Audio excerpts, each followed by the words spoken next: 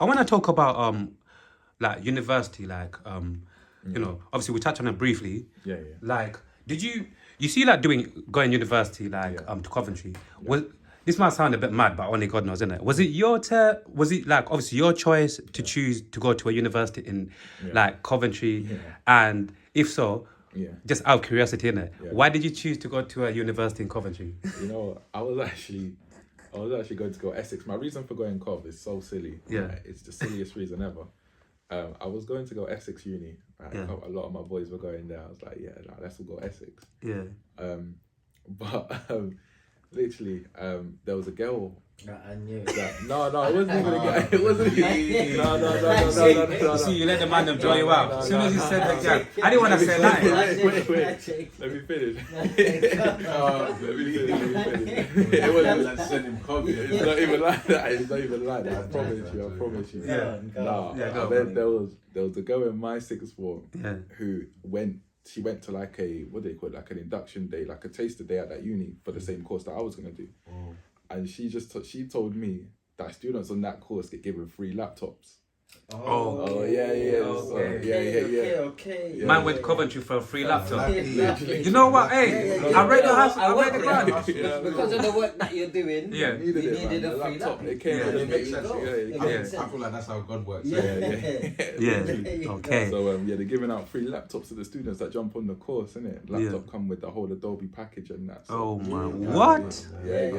So Yeah, he was thinking ahead. Now I see it. yeah. Now you paint even the picture. so I was A bit more clear, I understand. Yeah, like what? I'm like, what laptops? I'm like, yeah, what MacBook Pro? I'm like, yeah, say no more. Like, let me get round there quickly. So I got round there and I was like, got the laptop and still making it work to this day. So Oh shit. Wait, what? The same laptop? yeah.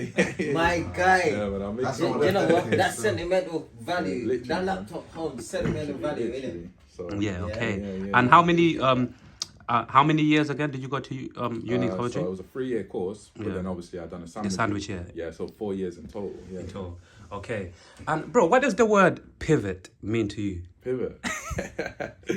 To me, obviously, pivoting's like, like I used to play basketball, right? So with pivoting, it's like you're in the same position, but you're just, like moving your body like, on the same foot, just twisting. So it's like, in translation to that, is staying in your lane, staying where you want to be, but maybe just like moving away from like, I mean like moving like facing in a different direction or essentially going down a new route, but you're pivoting, you're staying in the same place, but so that's pivoting to me. Pivoting's a very important thing to do in this world, not even just in my world, like in anybody's world. Yeah, you've got to know how to pivot. You get one bad opportunity, you got to pivot, move a different direction, and I hear you, bro. And you see your basketball career. Yeah. What happened? Basketball. I mean, me and basketball have a love-hate relationship. Shit. Yeah, I mean, I was playing, loving it. It's a good sport, man. To Yeah. this day, like, I keep up to it. Long story short, I'm to make a really long story short, I'm like just under 6'3". Yeah. Nigga, you're tall though, man, compared to me. I'm thinking this nigga's tall.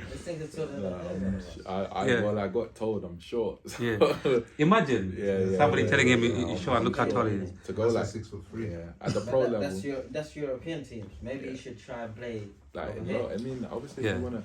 I was trying to go like, I guess like from the UK, going straight to the NBA from the UK is a little bit hard. So you gotta take that European route first usually. And it's hard, man. Europe, there's a lot of tall guys out there. Yeah. I mean, someone that a friend of mine that went Europe, played in I think Romania. Just said Lamar, like you're a little bit short. He kept it real with me though. Well, so basically, what you just listened to him? I mean, it wasn't really. I mean, he gave me like a lot of advice. It wasn't like I listened to like him to put me down, but it was like at that moment I was already like trying to make, trying to be, the best filmmaker, or still trying to be the best filmmaker. Okay. While also, basketball. So it was already like a, you had to pick. I know I liked film more anyway. Okay. So I guess it was kind of easy to sway me from basketball. I'm still a big fan. Love the sport, play here and there. Yeah, I'm not gonna lie. That's the vibe I get usually, because obviously we always say like, if you want to try something, we're not saying everybody makes it in life, but at least you can do your best to try a different way to make it in that. And me listening to you, it's like, I got that kind of vibe very quickly that that you actually loved making. Let me finish. Sorry, so that you've got, I got that vibe very quickly that you've got you basically, your love for filmmaking is like, it's more stronger than basketball. You got what I'm saying? And bro, go on. What was you gonna say? Nah, I was just gonna say, I remember a lot of the and one players. Yeah. The majority of them went that tall.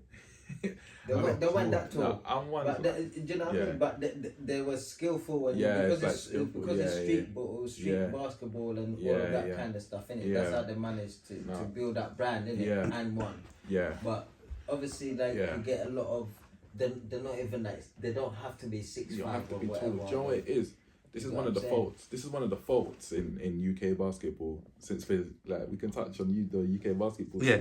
Can you tell quickly? I said cut you, bro. Yeah. Yeah. Because he said, remember earlier when he said about like when you gave your opinion in terms of like who you think the best ballers from London is. Double, listen to this one. In your opinion, on camera now. Who knows it?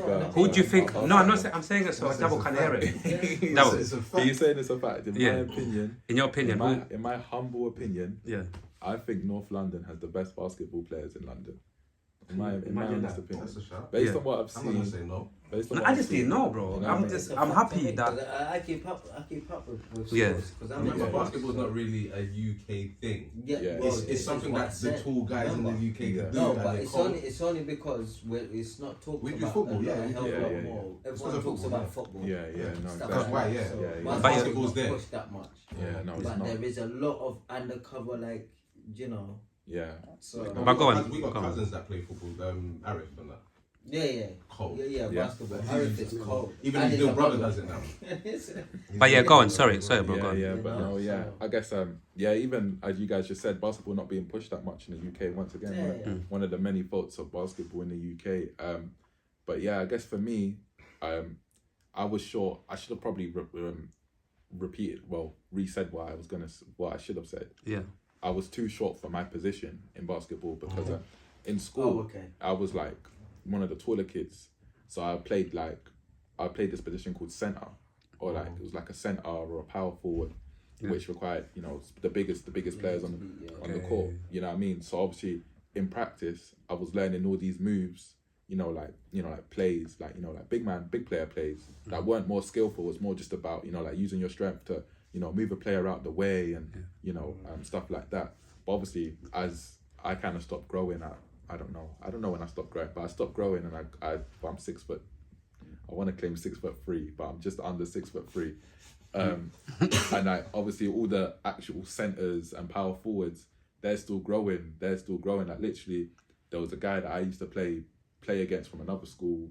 He was another center at a rival school in my local area, and then we ended up on the same university team. He's like 6'9", but at the time, like we were both at the time in school, we were both like 5'10", like 5'11", 5'10" in school. And obviously I stopped growing at 6'2", and then he's now gone up to like he's now gone up to like 6'10", but he's a center. Crazy. So literally, it's all so crazy. I can get taller than basically. So you know what I mean? It's so obviously I stopped growing, and obviously at that moment, like I only knew the skills that I'd been growing up with, so I weren't really one of the skillful, like you know what I mean? Like obviously, don't get me wrong. So in that position, I got a shot on me. You know what I mean? I got a shot on me, but like in terms of like like ankle breaker, I'll be real. Like, I wasn't that guy. Like I wasn't ankle breaking people. So, you know what I mean. But obviously, at my size, that's what the requirements are to take it to the next level. You spoke about criminology and law. What is that? That's what I done at A levels. There were two out of 3 of my A levels. Did you complete it? Yeah. Finished. Congratulations, man. So Like, let's talk about it a bit more. Yeah, no, I appreciate that. Let's talk about firstly criminology. Yeah, go on. How was what made you want to get into criminology? Again, it's not every day man them meet another man them who say I studied criminology or law, which is good by the way, but it's not very often. Push that a little bit more, man. Let's get into that field. Yeah. How did you get in? Yeah, it's true. How did you get into it? There was this at one point. There was this want to be like a Fed. In I'm joking. There was this one. I mean, it was more like a private investigator. Oh shit! Like a CID. Undercover. I mean, it was. I was watching that. He's trying to give it a different title. I was watching. Good. They want to be MI5 in the future, innit?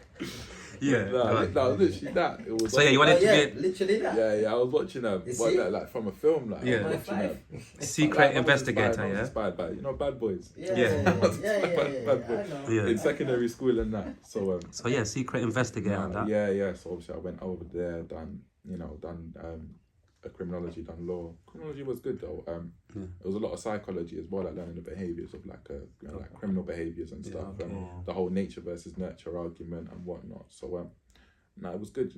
Definitely worked my brain, and it was good. It was good to learn. I mean, I'm not really using many of the stuff I learned then now. But it was useful at the time. It's just good for just challenging your brain.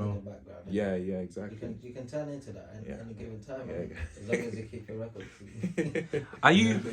Yeah, exactly. Are you one of these people? Because I've heard a lot of like music, like basically directors, people who shoot music videos, who shoot movies, say this, that ever since they're seriously got into their craft, they don't, basically they've got a different eye for when they watch other movies or when they watch other music videos. It's like they could see a lot of things that we average consumers cannot see. Is that true, yeah? I think so. This was a while ago, a very long time ago. I think I went on a date to watch Creed 3 in the cinema a long time ago, years ago, right? And I left I didn't like Creed 3, if I'm honest. The one with Jonathan Majors. I wasn't a big fan of it. Yeah, it wasn't the best. I wasn't a big fan of it, but obviously I left the film, and the girl was like, "Oh my gosh, that's the best film ever." Maybe she was just saying that because of Michael B. Jordan. Who knows? But she's saying she's saying it's the best film ever and stuff. And I was just thinking, was it? Like, I'm literally looking at it from like the narrative structure. I'm thinking, that's not even that good. And then I'm thinking, nah, this angle, this scene should have been shot with a wider angle, like different lens. And she's just taking in. She's just, I guess, from a passive consumer. Yeah, like an average consumer. Yeah. She's just taking it. She's just taking it. Whereas I'm a bit more critical. Which is, there are some stuff where I can, really like immerse myself in it, and it's more of an escapism. Like, trying to think of a film recently that's done that for me. A film that I like to go back to here and there is the Bohemian Rhapsody film. It's like the biopic of an artist, the music group called Queen. Yeah. Would you recommend that? Yeah. I like for some people to watch it. I like it. It's a good film. Yeah. Good film. And I watched that by myself, so you actually get to take it in. Yeah, because quite a few people like over the time they've literally said like, because I like watching different types of movies, innit?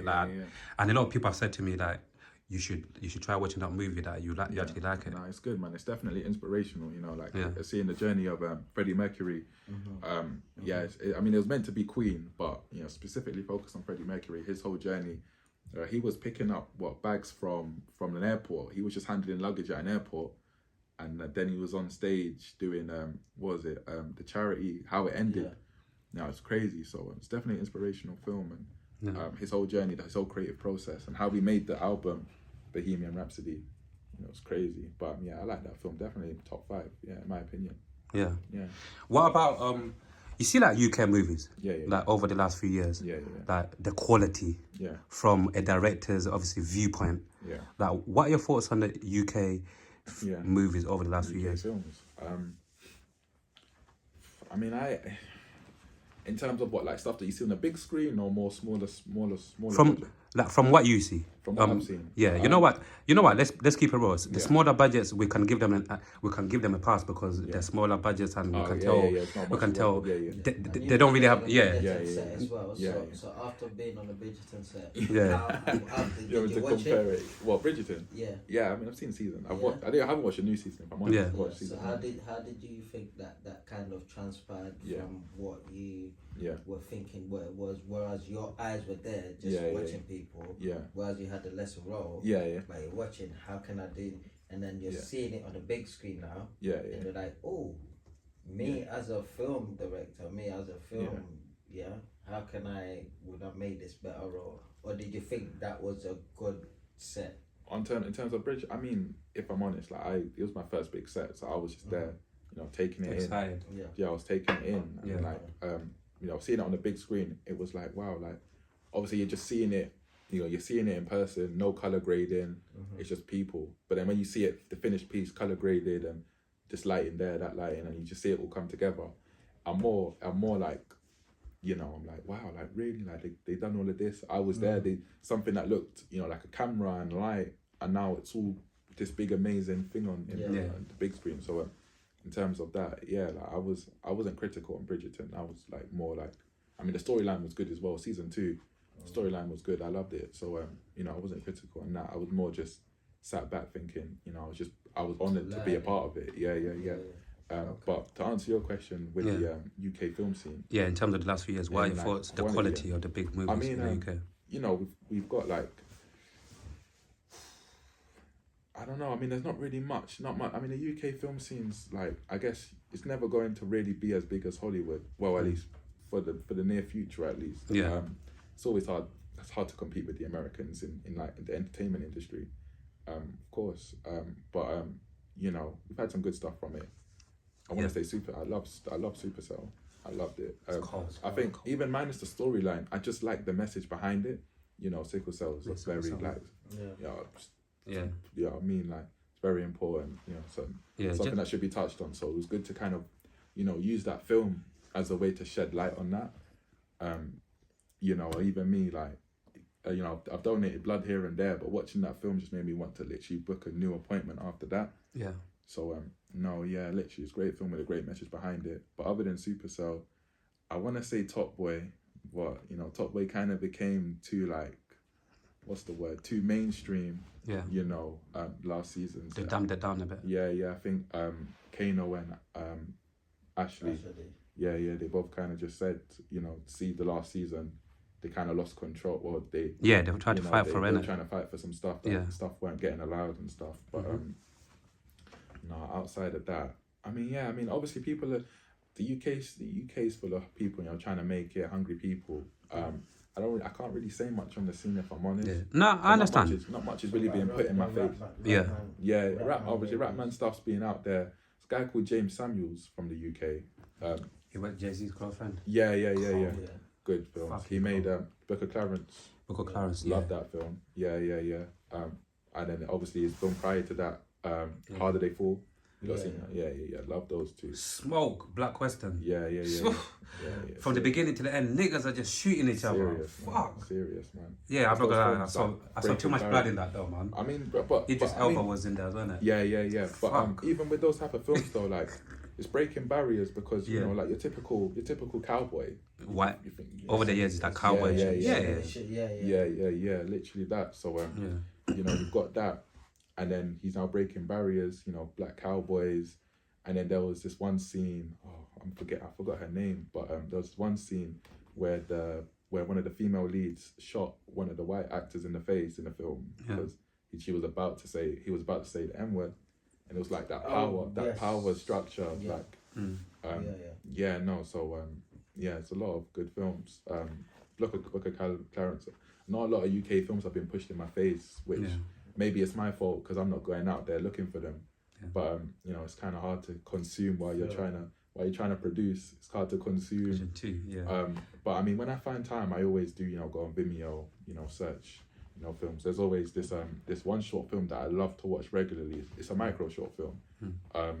The name of it literally just came out of my head. But it's by a filmmaker called Abdu Sisse. I'm not sure if I'm saying the surname right. If he's African, Cisse. Yeah, Cisse. Oh, okay, Cisse, Abdu Cisse. Yeah. It sounds Senegalese or one of them ones. Yeah. Still, No, it's absolute, like his short film is like about a Screwface. It's not called Screwface. Yeah. But it's an amazing short film. Okay. I need to show you guys it after that. But it's such a good short film. Yeah.